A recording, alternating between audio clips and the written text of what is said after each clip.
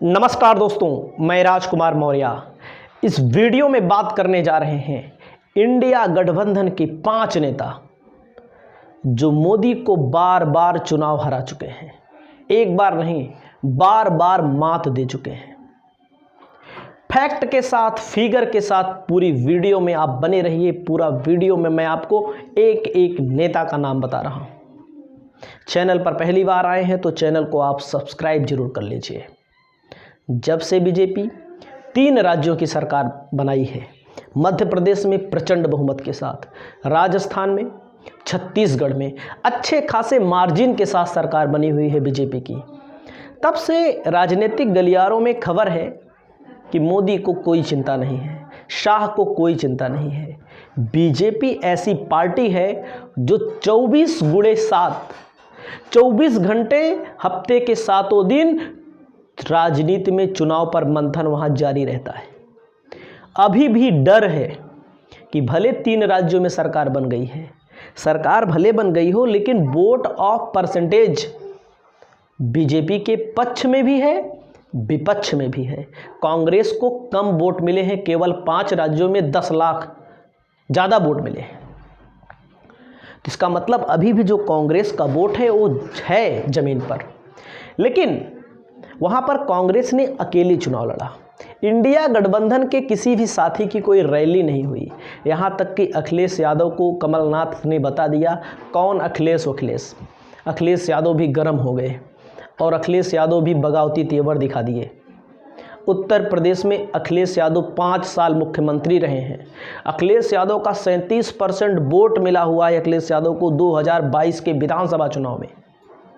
लेकिन हम अखिलेश की बात नहीं करेंगे, हम बात करेंगे सबसे पहला जो है, पहला खिलाड़ी, पहला धुरंधर, अरविंद केजरीवाल। अरविंद केजरीवाल बीजेपी के नस नस से वाकिफ हैं। अरविंद केजरीवाल का तोड़ बीजेपी ने अभी तक निकाल नहीं पाया है। 2015 में अरविंद केजरीवाल चुनाव लड़ते हैं दिल्ली विधानसभा का। बीजेपी पूरा जोर लगा देती है, कांग्रेस पूरा जोर लगा देती है।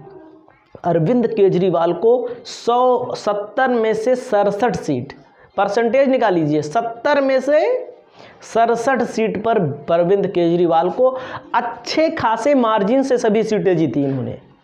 किसी पे 20,000, किसी पे 30,000, किसी पे 50,000, 1-2 सीट पे 1,000, 1,200, 1,500, 2,000 का अंतर था बस। अच्छे खासे मार्जिन से सीट जीती।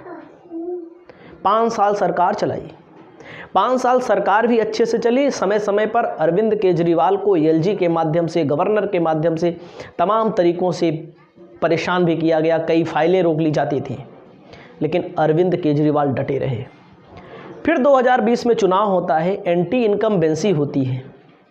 लोग कहते हैं एंटी इनकम्बेंसी 5 साल होती है, लेकिन अरविंद केजरीवाल जब चुनाव लड़ते हैं 2020 का, तो इनको सीटें मिलती हैं 70 में 62।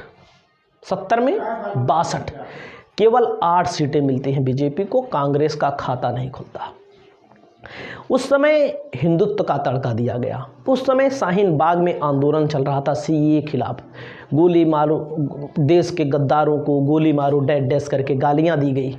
जो इस समय खेल मंत्री हैं अनुराग ठाकुर जी, इनके द्वारा तमाम तरह के गांव में, गलियों में अमित शाह ने पर्चे बांटे, लेकिन भाजपा को जीत नहीं मिल पाई। फिर बात आती है 2023 में चुनाव होता है।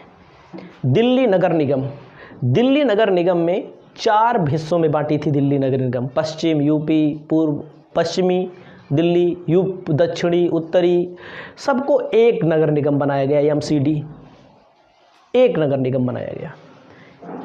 तब भी अरविंद केजरीवाल चुनाव लड़ते हैं और दमदारी के साथ चुनाव लड़ते हैं। इसमें अमित शाह पर्चा भी बांटते हैं, लेकिन तब भी अरविंद केजरीवाल को कभी 15 साल से लगातार कब्जा था नगर निगम पर बीजेपी का, तब भी चुनाव हार जाती है बीजेपी। लेकिन बात करते हैं 2019 में, जब लोकसभा का चुनाव होता है 2019 में, 7 की 7 सीटें बीजेपी चुनाव जीत जाती है। तब कांग्रेस अलग लड़ी थी और कांग्रेस अलग लड़ी थी और अरविंद केजरीवाल की पार्टी अलग लड़ी थी। उसका भी आंकड़ा बता रहे हैं। लेकिन अब कांग्रेस और अरविंद केजरीवाल की पार्टी आम आदमी पार्टी दोनों साथ चुनाव लड़ेंगी, तो रिजल्ट कुछ और होगा, क्योंकि अरविंद केजरीवाल के वोटर और कांग्रेस के वोटर एक ही हैं। वो समझ नहीं पाते कि अरविंद केजरीवाल को वोट दिया जाए कि कांग्रेस को। जब एक होकर लड़ेंगी तो कुछ नतीजा और होगा। 7 सीटों में कम से कम 5 सीटें इंडिया गठबंधन जीत सकता है। उसके बाद चुनाव हुआ था पंजाब में बुरी तरह क्लीन स्वीप कर दिया अरविंद केजरीवाल ने। ये है अरविंद केजरीवाल, जिनको समय समय पर नोटिस दिया जाता है। अभी भी नोटिस आ चुका है। तमाम दिमाग इनके पास IAS रैंक के अधिकारी रहे हैं, इनकम टैक्स इंस्पेक्टर रहे हैं। और अरविंद केजरीवाल का तोड़, अरविंद केजरीवाल के रूप में अभी कोई भी तोड़, दिल्ली में एक चेहरा नहीं खड़ा कर पाई है बीजेपी जो अरविंद केजरीवाल के सामने मुख्यमंत्री पद के लिए दावेदारी करते हैं। अरविंद केजरीवाल की तोड़ को निकालना बहुत मुश्किल है। दूसरे नंबर पे बात करते हैं नीतीश कुमार। नीतीश कुमार वो नेता हैं जो 17 साल से जुगाड़ू सरकार के माध्यम से बिहार के मुख्यमंत्री बने हुए हैं। भाजपा की सरकार ज़्यादा समय तक मुख्यमंत्री रहे हैं। भाजपा की चुनावी रणनीति को समझते हैं। इनको पता है भाजपा कैसे चुनाव लड़ती है। 2019 के लोकसभा चुनाव में भाजपा और नीतीश कुमार साथ लड़े। 40 सीटों में 39 सीट पर कब्जा जमाया दोनों लोगों ने। अब आप समझ सकते हैं 39 सीट। लेकिन नीतीश कुमार समय समय पर अपना पाला बदल लेते हैं। पलटू राम के नाम से जाने जाते हैं। इस समय तेजस्वी यादव को उप मुख्यमंत्री बनाकर लालू के बेटे तेजस्वी यादव, जो बहुत कम उम्र के हैं और लालू यादव के साथ इनकी केमिस्ट्री चल रही है। ऐसा बिहार में कहा जाता है जब 2 पार्टियां एक साथ हो जाएं तो तीसरी पार्टी अचानक से डाउन हो जाती है। लालू और नीतीश साथ हैं तो तीसरी पार्टी भाजपा मान लीजिए ख़त्म है। वहाँ से 2-4 सीटें मिल जाएं 40 सीटों में, बड़ी बात है, लोगों का मानना है, राजनीतिक विशेषज्ञों का मानना है। उसके बाद लालू का एक वोट है मुस्लिम का, यादव का, और नीतीश का अपना वोट परसेंटेज है। दोनों को अगर मिला दिया जाए तो बहुत बड़ा वोट परसेंटेज बन जाता है। और लालू, ऐसा कहा जाता है बिहार में भगवा की राजनीति नहीं चलती। बिहार में कभी भगवा की राजनीति को बिहार ने कभी स्वीकार नहीं किया है। ध्रुवीकरण की राजनीति को बिहार ने कभी स्वीकार नहीं किया है, ऐसा कहा जाता है, आप जानते होंगे। 2 की बात कर दिया, अरविंद केजरीवाल हो गए, नीतीश कुमार हो गए। नीतीश कुमार को ED में भी नहीं फंसा सकते हैं, CBI में भी नहीं फंसा सकते हैं, लेकिन सबसे साफ सुथरे मुख्यमंत्री हैं नीतीश कुमार। उसके बाद तीसरे नंबर पर आती हैं ममता बनर्जी। इनका एक नारा चला था, खेला हुए। पूरी की पूरी कैबिनेट प्रचार कर रही थी ममता बनर्जी के विपक्ष में, बंगाल में जाकर के। 2020 में चुनाव हुआ था, पूरी की पूरी टीम पहुंच गई थी। 400 से अधिक विधायक पहुंच गए थे प्रचार करने। पूरा कैंप लगा हुआ था। गोदी मीडिया खबर चला रहा था कि बीजेपी की पूर्ण बहुमत से सरकार आ रही है। लेकिन एक स्टेज पे गिर जाती हैं ममता बनर्जी, वैसा कहा जाता है, गिर जाती हैं और इनके पैर फ्रैक्चर हो जाता है। प्लास्टर बंधा था। उसके बाद व्हील चेयर से प्रचार करती हैं। इतिहास में कभी इतनी सीटें नहीं मिली थी। 295 में 204 सीटें ममता बनर्जी को मिलती हैं खुद। लेकिन मुख्यमंत्री होते हुए भी विधायकी का चुनाव शुभेंदु अधिकारी से हार जाती हैं। बीजेपी की कोई भी भगवा राजनीति, कोई भी ध्रुवीकरण, हिंदुत्व का चेहरा नहीं चलता है बंगाल में। ममता बनर्जी इंडिया गठबंधन के साथ हैं। इनके ऊपर तमाम दबाव बनाए जा रहे हैं कि आप अकेले लड़िए, इंडिया गठबंधन के साथ ना लड़िए। लेकिन ममता बनर्जी टस से मस होने को तैयार नहीं है और एक शेरनी के तौर पर जानी जाती हैं। 3 हो गया। चौथा नंबर मैं आपको बताने जा रहा हूँ। देख रहे होंगे आप, इनका नाम आपको पता होगा, उद्धव ठाकरे, बाला साहब ठाकरे, उद्धव ठाकरे। इनके परिवार से ही आते हैं राज ठाकरे। उद्धव ठाकरे के साथ कई बार बीजेपी की बातचीत होती है, कई बार साथ चुनाव लड़ते हैं। 2019 में भी चुनाव लड़े और अच्छी खासी सीट निकाली।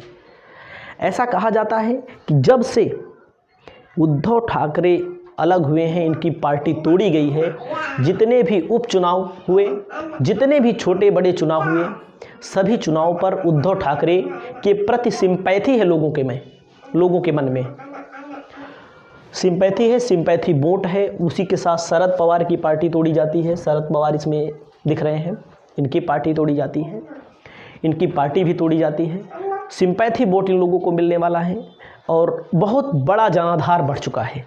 वोट, इनकी पार्टी भी तोड़ी गई, इनका कार्यालय भी छीन लिया गया, इनका चुनाव चिन्ह भी छीन लिया गया उद्धव ठाकरे का। तो लोगों के मन में शहरों की पार्टी मानी जाती है, महाराष्ट्र में गांव की पार्टी मानी जाती है इनकी। शिवसेना के साथ एनसीपी के शरद पवार हैं, चाणक्यों के चाणक्य हैं ये। उसके बाद 5वें नंबर पर आते हैं डीके शिव कुमार। ध्यान दीजिएगा, कौन? डीके शिव कुमार, जो कर्नाटका के हैं। डीके शिव कुमार कर्नाटका के हैं। कर्नाटका में 6 महीने में इनको टास्क दिया गया, 6 महीने पहले, कि आपको कर्नाटका जीत के देना है। ऐसा जाल बिछाया इन्होंने, कांग्रेस की पार्टी के ही हैं, कि बीजेपी की लुटिया डूब गई, बीजेपी की सरकार चली गई, प्रचंड बहुमत से कांग्रेस की सरकार बन गई। इनको टास्क दिया जाता है तेलंगाना का, दक्षिण का राज्य, जहाँ के चंद्रशेखर राव मुख्यमंत्री, एक मजबूत मुख्यमंत्री, उनको भी इन्होंने परास्त किया 3 महीने में। 3 महीने पहले, 1 महीने पहले, 2 महीने पहले लोग कह रहे थे कि तेलंगाना में बीआरएस की सरकार आएगी, भारत राष्ट्र समिति की सरकार आएगी। लेकिन बहुत अच्छा काम भी किया है उन्होंने तेलंगाना में, एक तरफा चुनाव जीत जाना। ये दर्शाता है कि कांग्रेस में भी अच्छे लोग हैं। अब इन 5 लोगों के अलावा अखिलेश यादव डेंट करेंगे। 5 सीटें हैं लोकसभा में उनके पास, भले 5 सीटें थीं, इस समय 2 सीटें तो चली गई, रामपुर की चली गई और यहाँ आजमगढ़ की चली गई, 3 ही सीटें बची हैं। लेकिन जो 37% वोट मिला हुआ है, वो वोट किस काम आएगा? वो वोट किस काम आएगा पार्टी के? लगातार प्रत्याशी घोषित कर दिए हैं अखिलेश यादव ने, अंदर से सब प्रचार कर रहे हैं ग्राउंड पर, और आने वाले समय में एक अच्छा रिजल्ट देखने को मिलेगा। इस वीडियो में इतना ही। नमस्कार।